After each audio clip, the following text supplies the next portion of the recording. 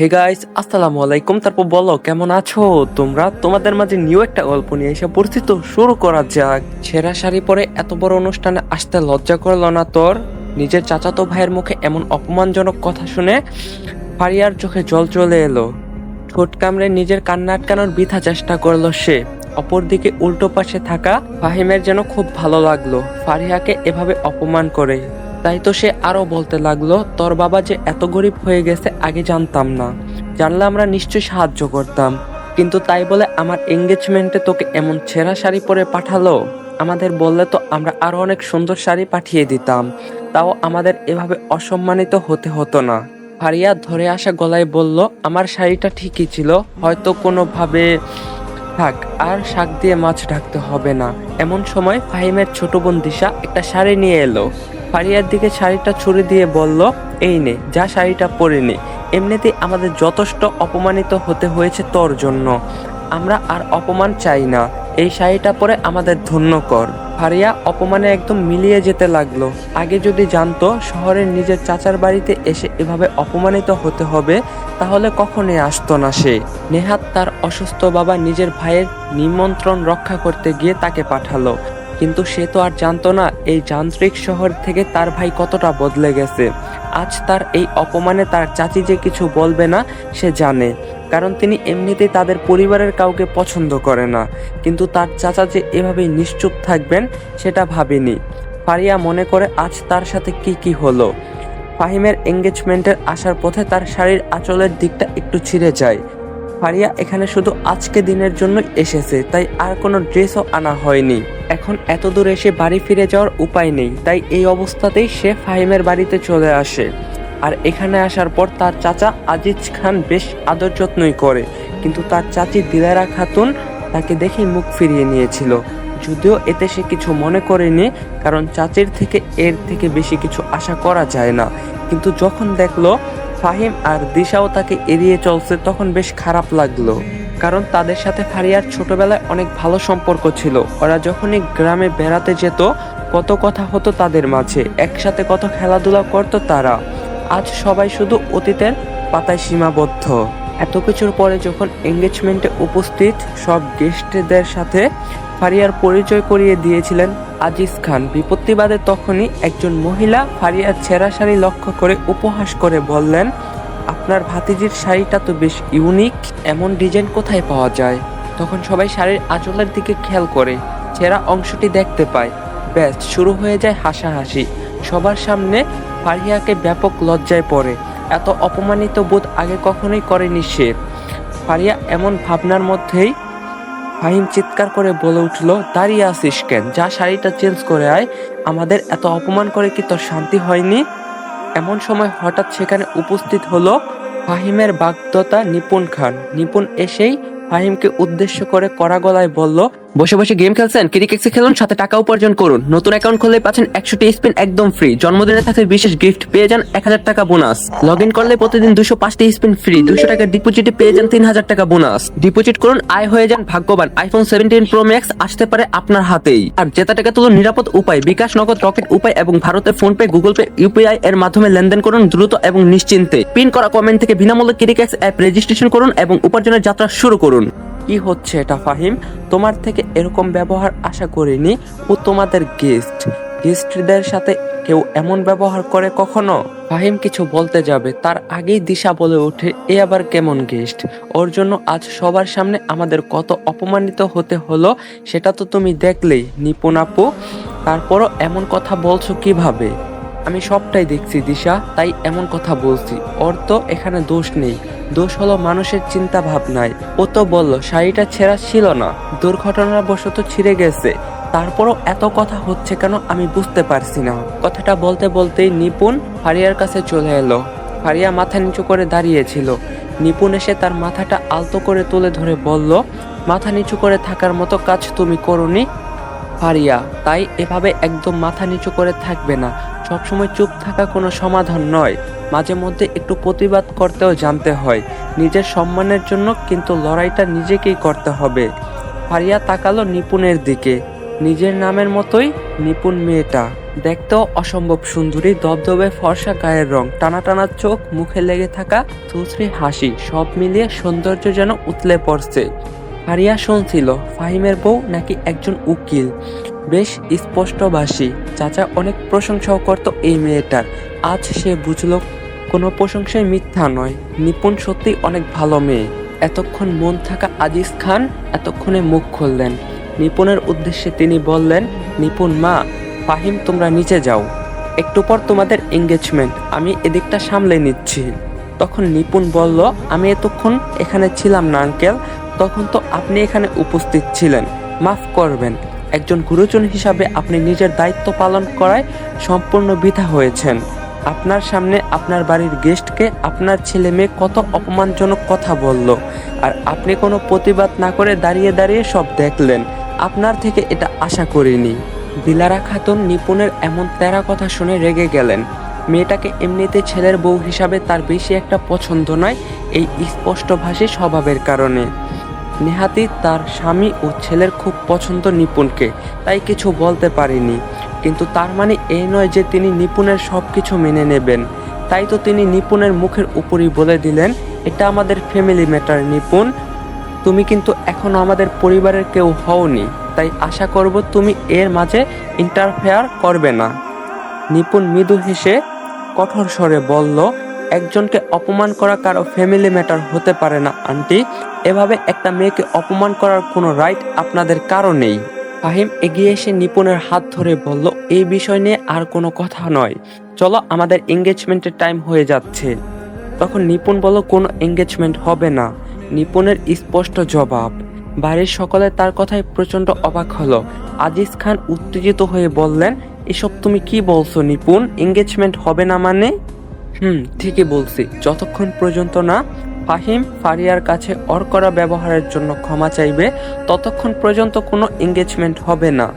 ফাহিম রাগী গলায় বলে উঠে, ক্ষমা, তাও আবার এই মেয়েটার কাছে? No, never. ঠিক আছে, তাহলে আমি চলে যাচ্ছি। বলে যেই না নিপু চলে যেতে নেবে, ঠিক সেই সময় একদম ফাহিম বলে উঠলো, থামো, আমি ওর কাছে ক্ষমা চাইতাছি, রাজি, তুমি প্লিজ যেও না। নিপুণ থেমে যায়। ফাহিম পকেটে হাত গুজে ফারিয়ার সামনে এসে দাঁড়ায়, বেশ ধারাসারা ভাবে বলে, সরি। ফারিয়া কিছু বলে না। দিলারা খাতুন বেশ রেগে যান। এই দৃশ্য দেখে নিজের পাশে দাঁড়িয়ে থাকা দিশার উদ্দেশ্যে বললেন, এই মেয়েটা কি দিয়ে বশ করলো আমার ছেলেটাকে? আমার যে ছেলেটা এতটা অ্যাটিটিউড নিয়ে চলে, সে কিনা এই মেয়ের এক কথাই সরি বলে দিল? আমার তো বিশ্বাসই হচ্ছে না। দিশা ভাবলেশীন ভাবে বলে, এজন্যই তো লোক বলে ভালোবাসা অন্ধ। ফারিয়া ফাহিমের বাসার মধ্যে এক কোণায় দাঁড়িয়েছিল। তখন এত বাজেভাবে অপমানিত হবার পর সে নিজেকে একদম গুটিয়ে নিয়েছে। এখন সে অপেক্ষা আছে যত দ্রুত সম্ভব এখান থেকে বেরিয়ে যাবার জন্য। ফারিয়া ভাবলো, ফাহিম নিপুণকে রিং পরিয়ে দেবার পরই সে চলে যাবে। সেইভাবেই দাঁড়িয়ে রইল সে, চুপচাপ দাঁড়িয়েছিল। এমন সময় দিলারা খাতুন তার সম্মুখে এলো। তার দিকে অগ্নিদৃষ্টি নিক্ষেপ করে বলল, এই মেয়ে, তোমার মধ্যে কি কোনো লজ্জা নেই?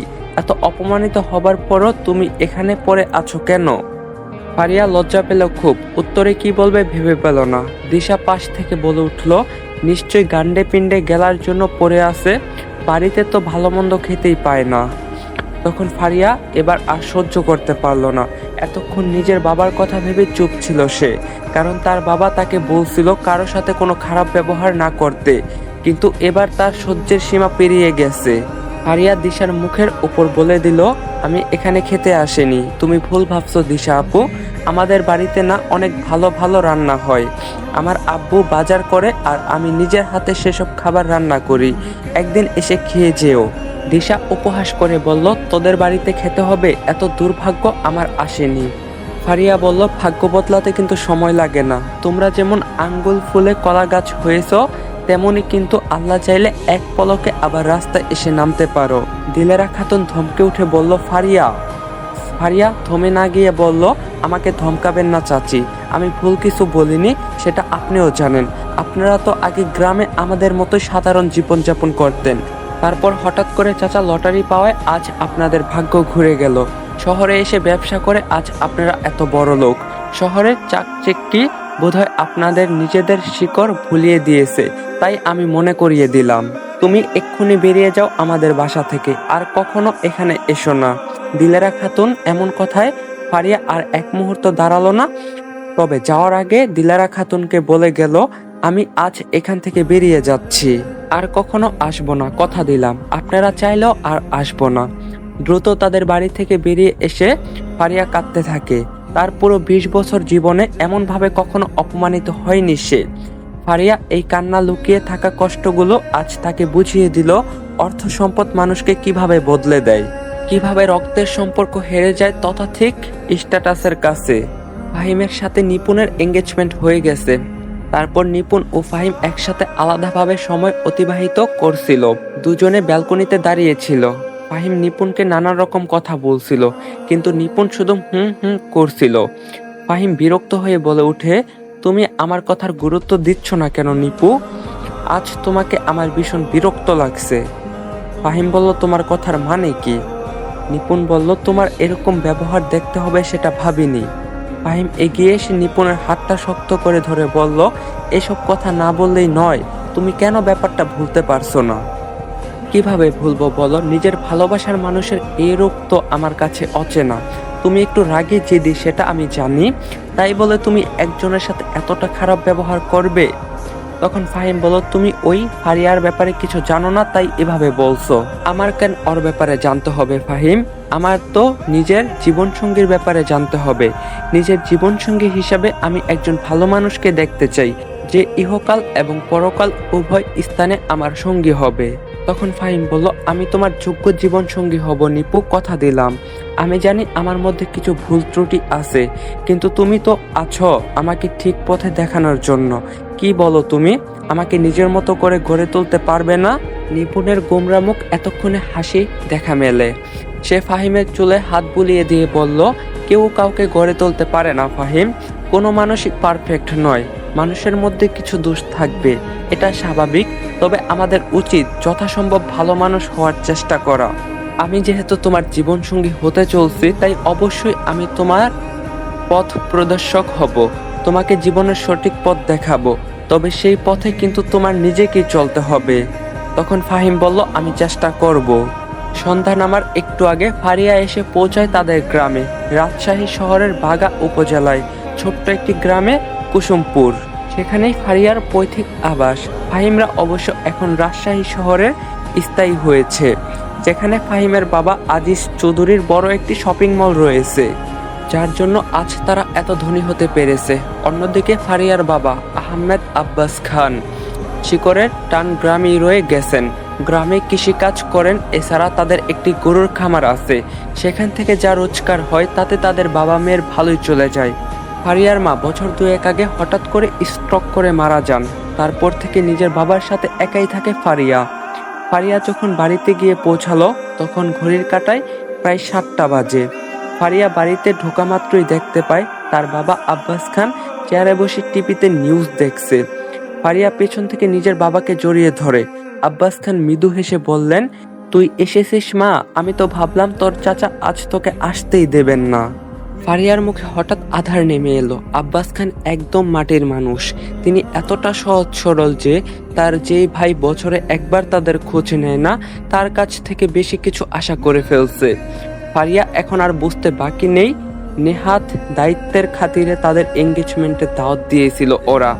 ফারিয়া যখন প্রতি উত্তরে কিছু বলল না, তখন আব্বাস খান পিছনে ফিরে নিজের মেয়ের দিকে তাকালেন। ফারিয়ার মলিন মুখের দিকে তাকিয়ে বললেন, কিরে, তোর মুখ এমন শুকনা লাগছে কেন? কিছু খাসনি নাকি? ফারিয়া ইচ্ছা করলো তার বাবাকে জড়িয়ে ধরে কাঁদতে, বাবার বুকে লুটিয়ে পড়ে সব কথা তাকে জানাতে, কিন্তু ফারিয়া নিজের সেই ইচ্ছাকে দমিয়ে রাখলো। এমনিতেই আব্বাস খান একজন হার্টের পেশেন্ট। একবার হার্ট অ্যাটাক হয়েছে ওনার। ডাক্তার ওনাকে কোনো স্ট্রেক্ট নিতে মানা করছে। ফারিয়াকে সতর্ক করে দিয়েছেন যেন উনি এমন কোনো কথা জানতে না পারেন যা ওনাকে আঘাত দেবে। তাই ফারিয়া নিজের বাবার কাছ থেকে লুকিয়ে গেল সমস্ত কথা।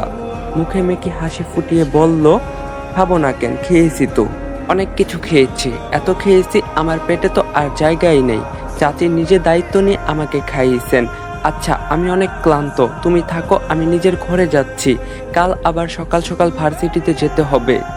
আব্বাস খান ভাবুক স্বরে বললেন, ভার্সিটিতে বলতে মনে পড়লো, আর কতদিন এখান থেকে শহরে যাতায়াত করবি বলতো? সামনে নাকি তোর এক্সাম। তোকে না বলছিলাম তোর চাচার সাথে কথা বলতে, যে পরীক্ষার কয়দিন যদি ওখানে থেকে। তখন ফারিয়া বলল, তার কোনো দরকার নেই আব্বু, শুধু শুধু ওনাদের বিব্রত করতে যাব কেন, আমি বরং হোস্টেলেই উঠবো। একজনের সাথে আমার কথা হয়ে আছে, ও বলছে আমাকে হোস্টেলে একটা রুম ম্যানেজ করে দিবে। আচ্ছা, যা ভালোভাবেই কর, এখন যা বিশ্রাম নে। ফারিয়া আর কথা না বাড়িয়ে ওয়াশরুমে গিয়ে পরিষ্কার হয়ে নিল। তারপর ঘরে গিয়ে শুয়ে পড়ল বিছানায়। ঘুম এলো না তার চোখে, অপমানের কথা ভেবে শুধু অশ্রু এলো তার চোখে। গাইস, তো নতুন গল্পের পার্ট 1 আপনাদের কাছে কেমন লাগছে অবশ্যই কমেন্টে জানাবেন। আর ভিডিওটা যদি ভালো লাগে বেশি বেশি শেয়ার এন্ড চ্যানেলে নতুন না থাকলে সাবস্ক্রাইব করে দিবেন, ভিডিওতে একটা লাইক দিবেন। তো দেখা হবে পার্ট 2 তে। সবাই ভালো থাকেন, সুস্থ থাকেন, আল্লাহ হাফেজ।